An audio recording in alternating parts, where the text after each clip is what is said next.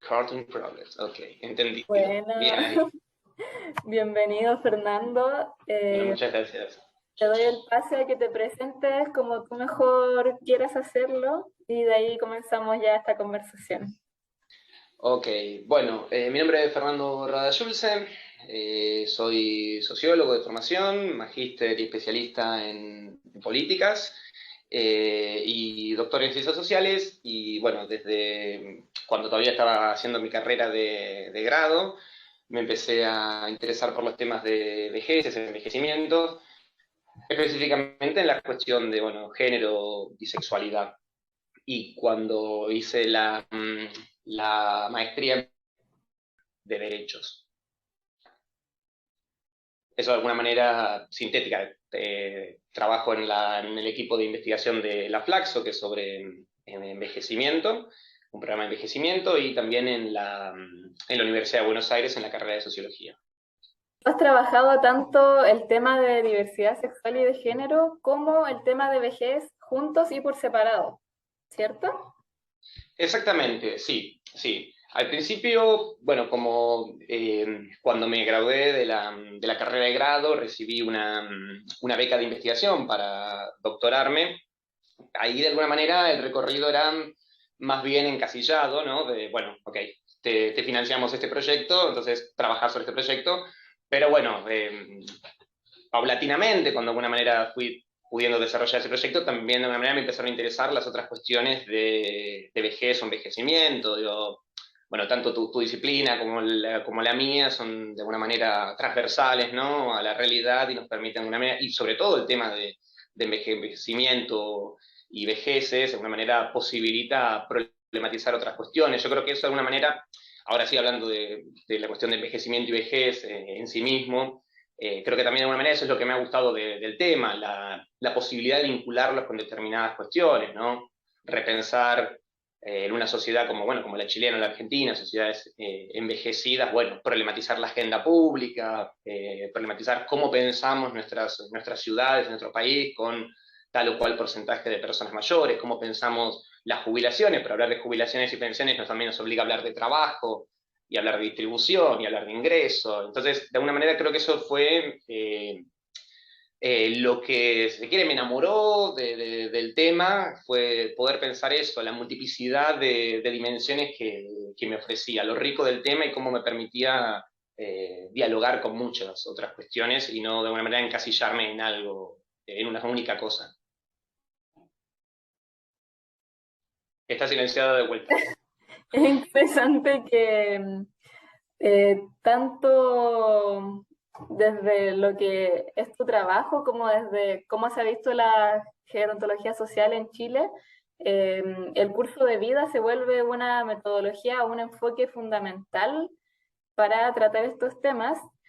Y quería preguntarte, en términos metodológicos, ¿cómo has llevado tú ese enfoque y con qué grupos has trabajado también?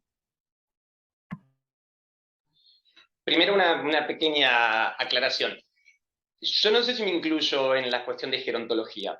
Yo digo que hago, o intento, no sé quién para afirmar que hago eso, sociología del envejecimiento y la vejez. O sea, mi pata es la sociología, el pilar desde el cual comienzo a hacer mis cuestiones es la sociología.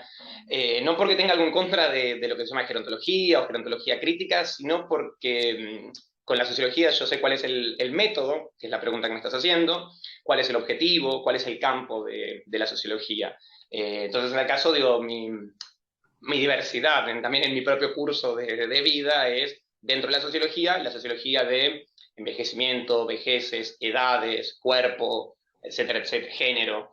Esa es si se quiere, el campo en el que me interesa a mí, o que me siento más cómodo quizás trabajando. Respecto a la pregunta sobre el método, ¿no? ¿Cómo era sobre el método de investigación? ¿Cómo he podido incorporar las cuestiones del paradigma del curso de la vida en estos aspectos? Bueno, de alguna manera, y ahí sí no es azarosa la introducción que digo de por qué lo pienso de la sociología, porque esta cuestión del curso de la vida yo lo suelo pensar desde de la sociología más clásica. Quizás es un poco aburrido vincularlo desde este lugar, pero a ver, la idea o el ABC o los pilares más básicos de la sociología son el pensar que la explicación no está en el individuo, sino que el sustrato de estas cuestiones es la sociedad, ¿no? Que la sociedad de alguna manera está antes de nosotros y nosotras, está con nosotros y nosotras y está después, ¿no? De alguna manera, entonces, no tenemos una libertad absoluta, sino que estamos marcados en nuestras sociedades, en nuestros países, en nuestras culturas, en nuestros tiempos, ¿no? Entonces, desde ese lugar, yo encuentro cierto vínculo, ¿no? Con la idea de, ok, distintos tiempos sociales que impactan en nuestros cursos de vida, en distintas expectativas culturales que tenemos según género, según edad, ¿no? Entonces, ¿qué vínculo hago yo con esto? El pensar, bueno, las sociedades quieren que envejezcamos más, ¿no? Las sociedades invierten en mejoras en materia de calidad de vida, de expectativa de vida, ¿no? Y eso ha sido, bueno, un gran logro en nuestra región, quizás desde los últimos 30, 40 años, ¿no? Un poquito más quizás también, mediados de los años 70, ¿no? Entonces hay una cuestión de, si se quiere, una decisión política, científica, de nuestros respectivos países y de nuestra región en ese aspecto. Eso, si se quiere, no responde a tu pregunta de lo metodológico, sino desde lo más bien de marco teórico, ¿no? O desde donde yo incorporo estas premisas y hago el diálogo con mi propia disciplina. Respecto a lo metodológico, algo que para mí fue muy importante, y sobre todo quizás en la cuestión de la diversidad sexual, fue pensar, perdón, eh, la idea de memoria, ¿no? Digo, la idea de la memoria, como, porque cuando, a ver, yo trabajo con gente mayor, ¿no? Y a esa gente mayor, para hablar del curso de vida, de alguna manera tengo que hacerla viajar en el tiempo, ¿no? A que me cuente cómo era su vida. Y esa persona no viaja en el tiempo como en el DeLorean de Volver al Futuro y puede situarse espacial temporalmente en ese momento. Viaja a través de su memoria, de su reminiscencia, de cómo de alguna manera recuerda aquello vivido, ¿verdad?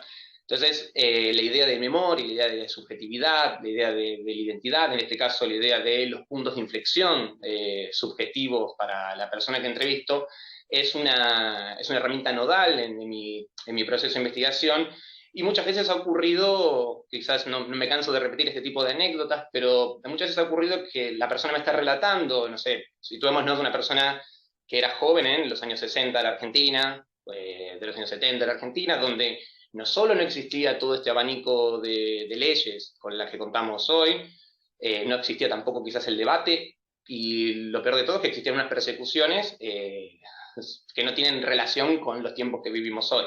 Entonces, de alguna manera, esa persona te relata cómo era vivir en esa época, y al mismo tiempo es súper curioso porque una tiene una mirada totalmente peyorativa de aquellos tiempos, ¿no? El pensar que era una masacre sobre las personas LGBTIQ+.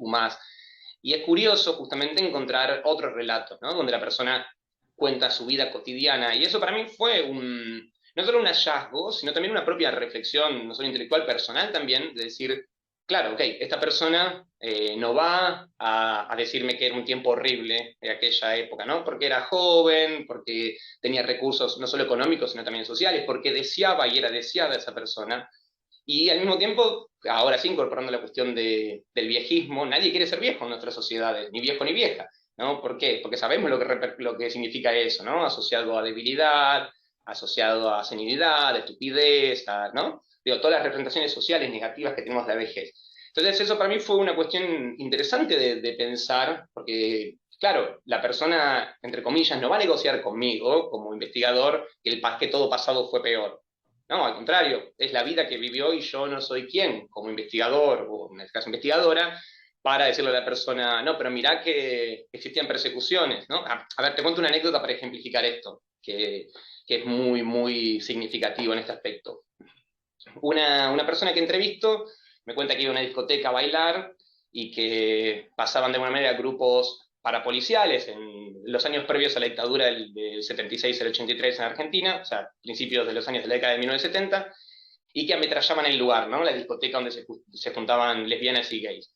Y que de alguna manera ya estaba hecho cuerpo, ¿no? Incorporado esto, y ya sabían cuándo tirarse al piso para evitar las balaceras, ¿no?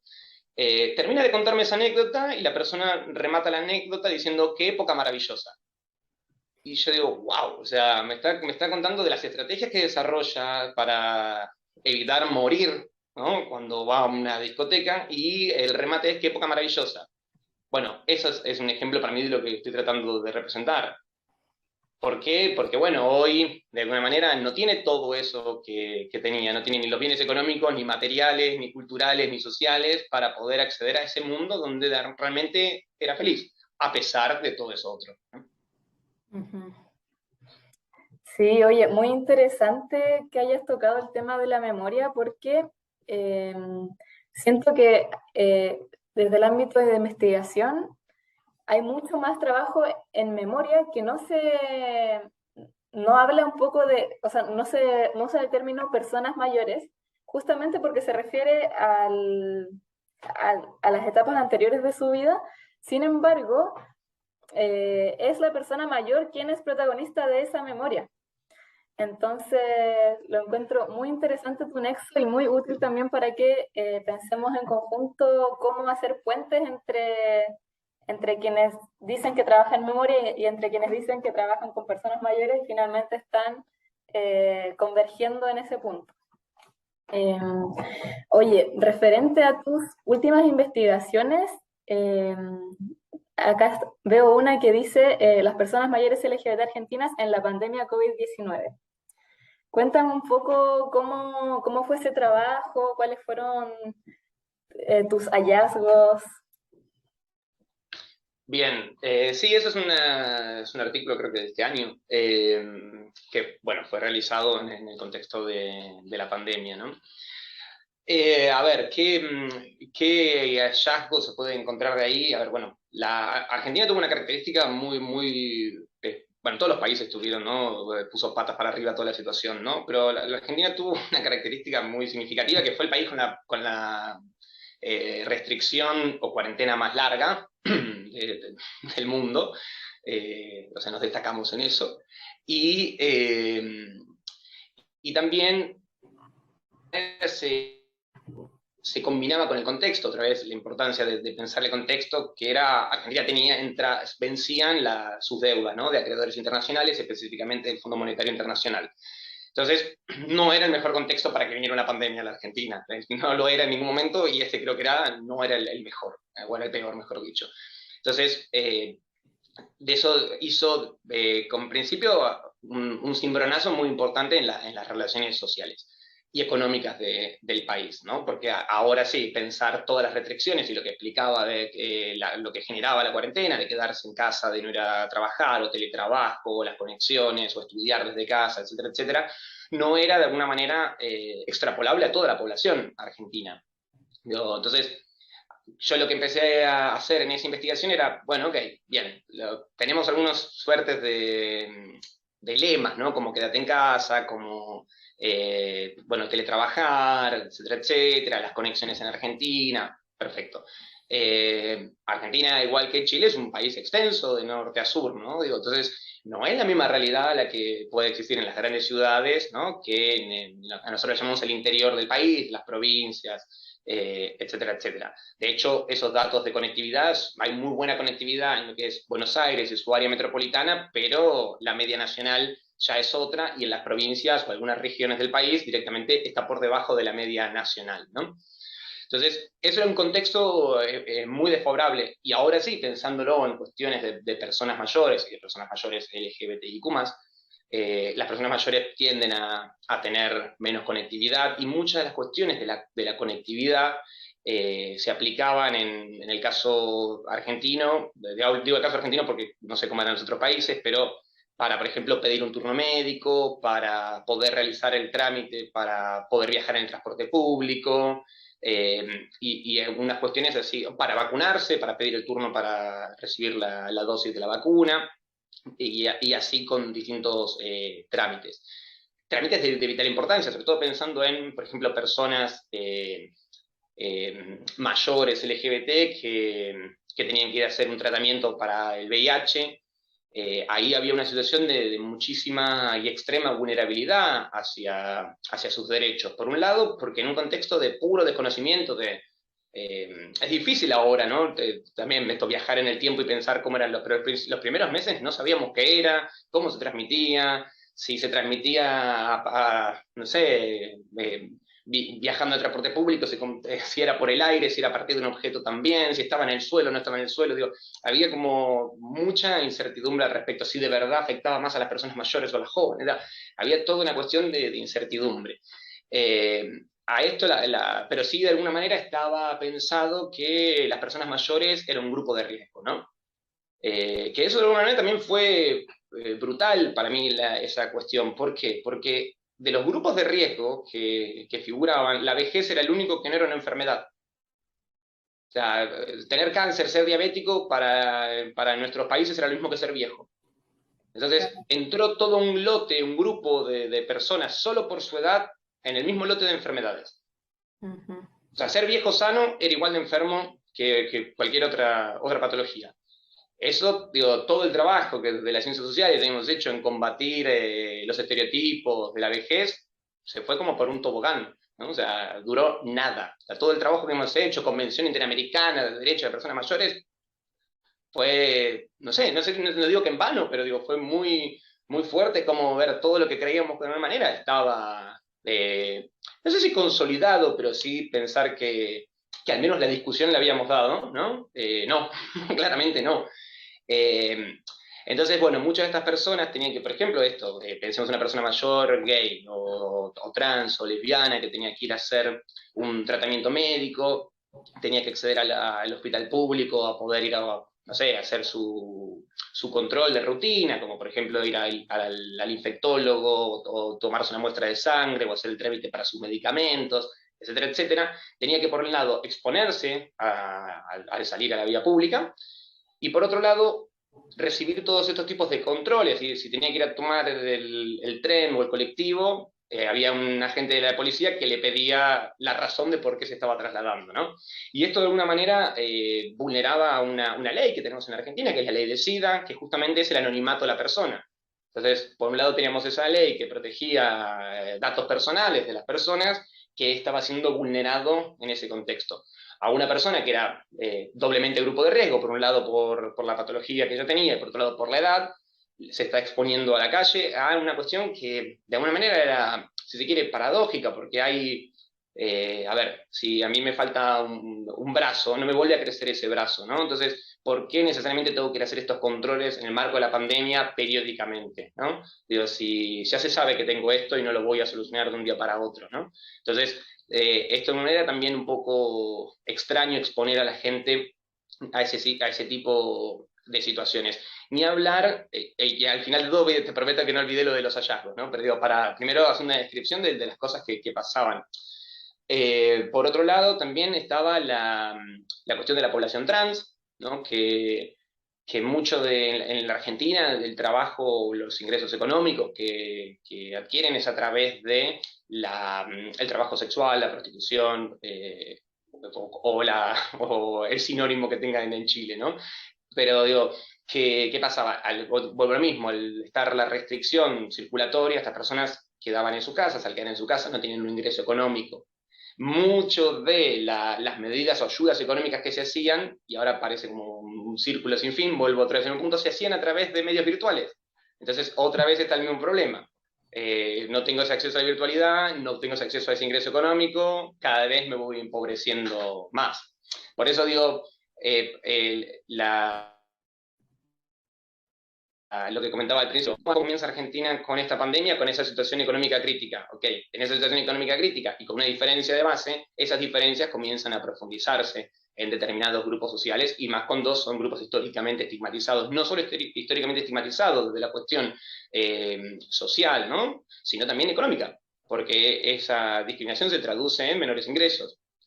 ¿Qué cuestión positiva en este marco de puras características dolientes se puede señalar?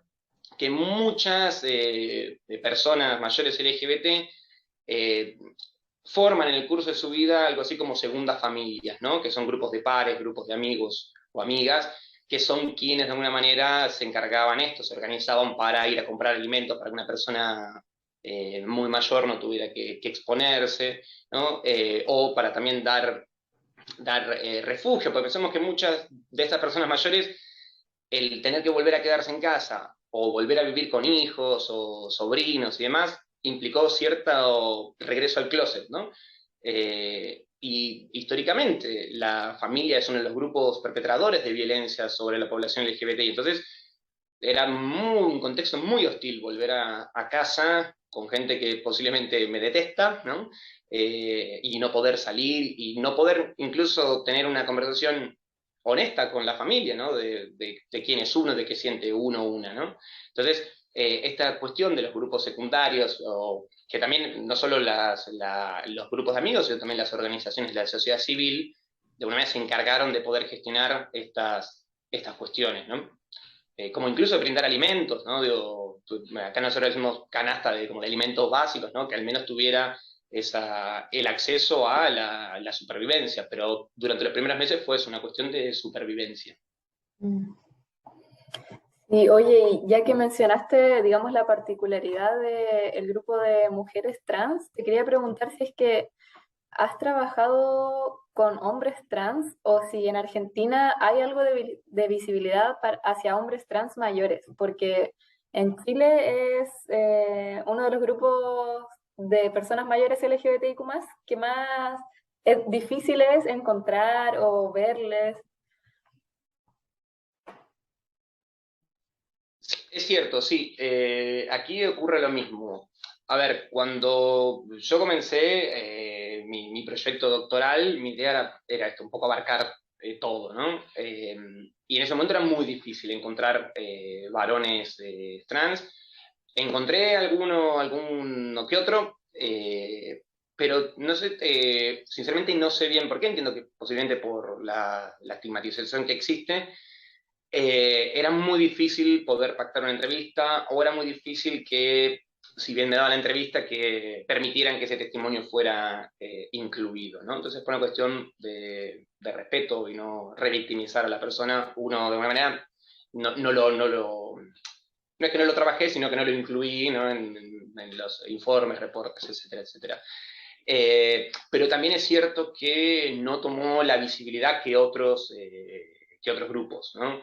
Eh, yo en mi trabajo, en mi tesis, que mi tesis sobre vejez se publicó como un libro digital, uno de los primeros capítulos yo trabajo esto, la discriminación que existe en los propios movimientos sociales, cruzándolo por tres cuestiones, ¿no? Por una cuestión de edad, por una cuestión de clase y por una cuestión de género. O sea, no existe la misma visibilización para todos y todas las personas que confluyen en esta llamada comunidad LGBTIQ+. Entonces, existe una parte de la propia historia de la persona, que entiendo que es las experiencias de discriminación vivenciadas, y también, por otro lado, la poca participación o representación que se les da a determinados actores. Ha ocurrido durante mucho tiempo también con las mujeres trans en la Argentina. Las mujeres trans argentinas son demasiado combativas, ¿no? Demasiado, lo digo bien, digo, cómo logran imponer su deseo, su voluntad, y están muy politizadas respecto a no hablen por nosotras, ¿no? Sino que nosotras somos quienes hablamos. Eso es importante porque genera que se les abra ese espacio para que puedan participar. Pero entiendo que ocurren estas dos cuestiones, la representación, ¿no? La representación política es de alguna manera algo interesante, ¿no? Porque también yo lo vinculo con la idea de las representaciones sociales, ¿no? De imaginarios, etcétera, etcétera. Yo digo que soy el representante político de determinada comunidad, o sea, soy el portavoz legítimo de eso, pero esa representación que yo hago política es también en base a una representación social, en mis imaginarios, es decir, ok, bueno, yo voy a ser representante de Azul, que para mí Azul tiene tal o cual necesidad. ¿Y quién soy yo para definir cuál es la necesidad de otro grupo poblacional? Trayendo así otra anécdota de campo, eso me pasó en una jornada que organizaba el Ministerio de Salud de una provincia argentina, y se estaba ocurriendo eso, estaban hablando por la población trans, y las mujeres trans que estaban ahí, con una furia muy, muy válida, se levantaron a decir eso, acá estamos las trans, nosotras vamos a hablar de nosotras, ¿no? ¿Por qué va a hablar otra persona por nosotras? Y eso me parece muy, muy interesante. De hecho, a mí me suele pasar mucho este tipo de discusiones, las suelo tener porque yo comulgo con la idea de dejar que la persona se defina como se quiere definir y que me hable de lo que me quiere hablar y no de alguna manera ir con todas las categorías de la academia, que para mí muchas veces esas categorías son súper violentas. Entonces, a mí me suele pasar, por ejemplo, esto, con el tema de trabajo sexual, que si a mí la persona me está diciendo que es trabajo y que se llama trabajo sexual, yo lo respeto. Y muchas veces es, no, es trata de personas. Yo, no me está hablando de esos términos la persona, ¿eh? O oferta sexual. No, no me está hablando de las relaciones capitalistas mundiales la persona, me está hablando de cómo se define ella. Y para mí es mucho más rico la interpretación y no legislar la realidad. Yo no soy quien para juzgar la realidad, sí interpretarla, sí poder entender y captar el mundo de sentido. No, no solo, sí, me parece mucho más interesante. Me parece mucho más interesante eso, captar el mundo de sentido y no tener un dedito que apunta y señala y legisla y juzga la realidad, porque cuando un dedo apunta, otros tres señalan uno mismo, ¿no? Entonces, de una manera el poder ser respetuoso. Ya hay gente que la ha pasado muy mal a lo largo de su vida, entonces entiendo que es eso. Sí, qué valioso lo que dices y eso me hace pensar una última pregunta respecto a cómo ha sido en tu caso, cómo lo has visto tú en Argentina o quizás en otros ejemplos que conozcas de Latinoamérica, cómo suceden las articulaciones entre tu trabajo investigativo y la relación con organismos públicos, con los grupos implicados, con organizaciones sociales. ¿En qué tipo de circunstancias se dan estos vínculos y cómo crees tú que podría ser un vínculo incluso más fructífero con el fin de mejorar la calidad de vida de las personas, hacer avances en política pública, etcétera? Bien, ok. A ver, son como varias preguntas en una. Okay, voy a tratar de recordarlo. La primera parte, respecto a la evolución argentina en la materia. Sí, sin ninguna duda se ha dado un crecimiento muy importante en la Argentina y en la región. O sea, yo cuando comencé a trabajar estos temas, o sea, año 2008, una cosa así, que todavía estaba haciendo la carrera de grado, era muy loco, de verdad, como pensar esa Argentina con la Argentina de un par de años después, ni siquiera de hoy, de un par de años después. A mí, por ejemplo, que me estaba interesado en ese tema y no encontraba un canal donde poder trabajar esos temas. Y curiosamente la gente se me reía porque le parecía como ridículo lo que yo trabajaba, o que no era un tema sociológico, que no era un tema de interés sociológico, que no era un tema de políticas, también he escuchado, y yo estaba haciendo mi especialización y mi maestría en políticas, que no era un tema de agenda política, que no era, bueno, un tema sociológico, que no era un tema académico, o sea, que no era un tema, básicamente, ¿no? Por suerte, antes de graduarme, cursé una materia en la que ahora yo soy docente, que era sobre el tema de envejecimiento, y quien era la titular de la materia, quien fue mi directora en mi formación, eh, fue súper amable y pude ahí empezar a volcar estas inquietudes académicas que tenía y la verdad, eternamente agradecido porque de verdad no encontraba un espacio para esto. Hoy ese mismo espacio facultativo tiene Secretaría de Género, políticas de género, ¿no? Digo, tiene un montón de otras cosas que de alguna manera la celebro, pero digo, wow, qué loco esta cuestión. Pero al mismo tiempo yo creo que esa situación para mí también fue un aprendizaje súper, súper, súper interesante porque yo estaba pensando, digo, a ver, si a mí me están burlando, discriminando, no permitiendo espacios para poder desarrollar esto, ¿cómo habrá sido la gente que realmente tenía ese deseo? Yo tenía solo fines académicos con la cuestión, pero digo, la gente que realmente era su sentido de vida, ¿no? Su deseo, la palabra que sea, no importa para el caso, digo, realmente hubo gente que la pasó muy mal solo por querer ser quien era, ¿no? Entonces, de alguna manera, si bien refunfuñaba por no poder tener los espacios, también me servía para comprender o ser empático, ¿no? De alguna manera, con este tipo de cuestiones. Entonces, mis primeros trabajos era de alguna manera esto, problematizar y validar por qué era un tema de políticas, ¿no? Por qué tenía que ser un tema de agenda estas cuestiones, ¿no? Eh, yo creo que, y esto sí, respecto a la segunda pregunta, de cómo pensar que podría aspirarse a ciertos espacios más democratizados o igualitarios, lo mismo que te decía con el tema de la representación. Eh, a ver, hay una cuestión que es la transversalización de género, ¿no? En el que para mí, esto es mi opinión, ¿no? La cuestión de género tiene que ser transversal a todos los espacios ministeriales, ¿no? O sea, yo no puedo pensar, no sé cómo son los ministerios de Chile, ¿no? Pero digo, desarrollo social en Argentina. Bueno, si no hay igualdad entre etnias, clases, género, no hay desarrollo social. No hay economía sin igualdad. No hay trabajo, estoy pensando en los ministerios argentinos, no hay educación sin esa igualdad. Entonces, para mí la cuestión de género tiene que ser justamente como nuestras disciplinas, transversales a la realidad. ¿Sí? Nuestras disciplinas no se regodean en la realidad y en la desigualdad, la problematizan, la discuten. La realidad en un sentido, nuestras disciplinas atraviesan eso y dicen cuál niños y niñas, pero ¿por qué? ¿Por qué? ¿Por qué? ¿No? Lo discuten. Yo de una manera comulgo con esa idea, esa transversalización de género que atraviese todos los espacios decisionales y esas decisiones que estén en manos de esas personas, de las personas que conocen su realidad. ¿Sí? No de alguien desde un escritorio que dice cómo es la realidad de estos sectores. O sea, sin la voz de esas personas, me parece que es difícil pensar que podemos generar ciertos espacios de igualdad. Si no, va a ser siempre esto, la representación. Lo que yo creo que hace... O sea, yo no quiero tener ese ministerio, quiero que lo tenga una trans, por ejemplo, ¿no? O esa secretaría de políticas de género, que la tengan esas personas.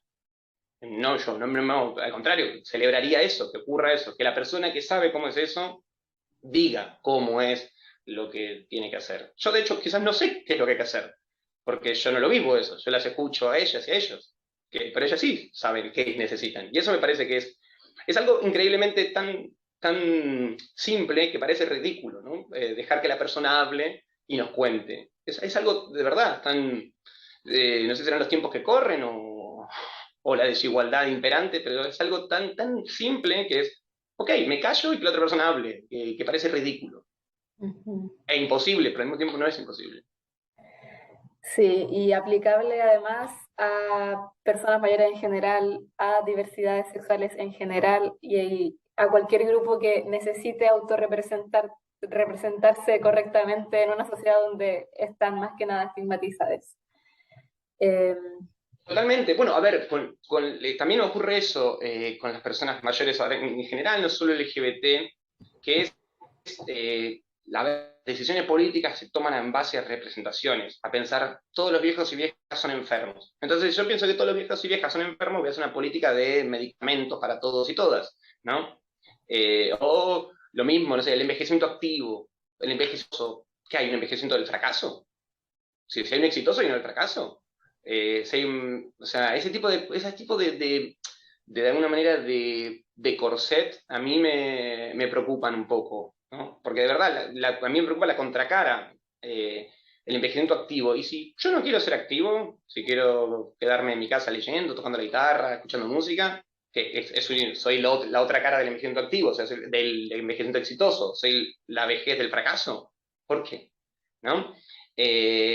Y de hecho, muchas veces, a ver, con el tema de la sexualidad en las personas mayores, imperan los estereotipos negativos, ¿no? El pensar que las personas mayores no mantienen relaciones sexuales, ¿no? Esa cuestión de los imaginarios sociales se hace en carne en las políticas y se traduce. Te pongo un ejemplo súper simple, y si querés, vamos cerrando, no sé cómo tengas este tiempo, pero a ver, en mi país se hace la encuesta nacional de salud sexual y reproductiva hasta los 49 años. ¿Sí? O sea, que para el Ministerio de Salud argentino, una mujer es alguien que solo puede procrear, ¿no? O claro, de los sea, 50 en adelante ya no importa su actividad exactamente. sexual. Bien. Ahora te traduzco eso con un ejemplo de cómo se baja eso a la realidad. Argentina tiene desde mediados de los 90 una tasa de contagios de VIH estable. En el único grupo que está creciendo son las personas mayores. ¿Por qué? ¿Por qué? Bueno, ¿qué interpreto yo de eso? Bueno, claro, si a la persona mayor uno no se preocupa en instruirla, educarla, en hacer los tratamientos si imperan los estereotipos, el tabú respecto a la sexualidad, es un espacio vacante que se descuida, y la persona piensa, claramente va a decir, bueno, no es algo problema de los jóvenes, no de las personas mayores. No solo crece, a ver, la tasa sigue siendo baja en las personas mayores, pero de un 1% que había al principio del 2000 pasa a haber un 3% 10 años después, con lo cual se duplicó. Entonces, digo, empiezan a crecer esos números. No solo eso, sino que llegan por diagnóstico tardío también. Porque, bueno, lo mismo, la salud sexual no es un área que a los viejos y viejas se les enseñe que es algo que tienen que prestar atención. Y el 99% de los casos es por transmisión sexual. Entonces, digo, ahí es un ejemplo para mí de cómo las representaciones negativas, en este caso, se vuelven agenda y esa agenda repercute en los cuerpos, ¿no? Claro, y ese mismo ciclo nos ayuda mucho a repensar qué es lo que tiene que cambiar y cuál sería el aporte desde la investigación para, en el fondo, modificar estos prejuicios que se traduzcan en políticas que no sean discriminatorias y finalmente bajen de manera más adecuada hacia los usuarios. Mira, Eh, totalmente. Yo, acá hace unos años en Argentina se implementó una ley, que es la Ley de Educación Sexual Integral, que está enfocada en, de alguna manera, articular la educación sexual a distintos ámbitos, desde infantes para los niños de menores a 6 años, niños y niñas menores de 6, primaria y la escuela secundaria. Y yo pensando en esto digo, bueno, no está pensado para vejez. Entonces, yo en algunas universidades que en Argentina, la verdad que hay algunos programas muy interesantes de universidades para personas mayores. Hice esto, hice un curso de estas temáticas con y para personas mayores, donde pudieran hacer esto, romper mitos, donde pudieran hablar de su sexualidad, donde se pudieran conocer incluso, ¿por qué no? Eh, y mirá cómo es la evolución o el desarrollo, ¿no? Bueno, no, evolución, porque es positivo y es ascendente. El primer curso que di de estos fue en el, bueno, no sé, 2009, 10, hablando de memoria, bueno, 2009, 10, ¿no? Eh, y el último que di, o sea, no sé, hará 2 años, porque bueno, 2020 tuve una pandemia. En la primera clase tuve un script, ¿no? 10 años después de eso, había como 40 y pico de personas. O sea, 40 y pico, ¿no? Digo, o sea, había también incorporado esto en las propias personas, ¿no? Es decir, este es un tema que me interesa, un tema del que quiero dialogar. Ujú. Genial, genial. Ese ejemplo lo encontré muy valioso y replicable también. Te agradezco mucho, Fernando, esta conversación. Esto Por favor, quedan muchos temas abiertos, la seguimos así cuando que quieras. agradecido de tu tiempo y de tu compartir tu conocimiento y tu experiencia. Un gusto. No, por favor, gracias por la invitación, la seguimos cuando gustes. Ya, cuídate. Chao. Hasta luego.